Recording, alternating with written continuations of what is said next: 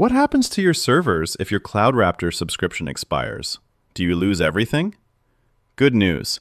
CloudRaptor does not delete your servers or application data.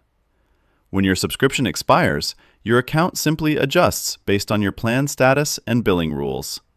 You may be downgraded to a free plan, lose access to certain features, and face limits on creating new servers. Your infrastructure continues running on your cloud provider. CloudRaptor doesn't shut down or remove your servers.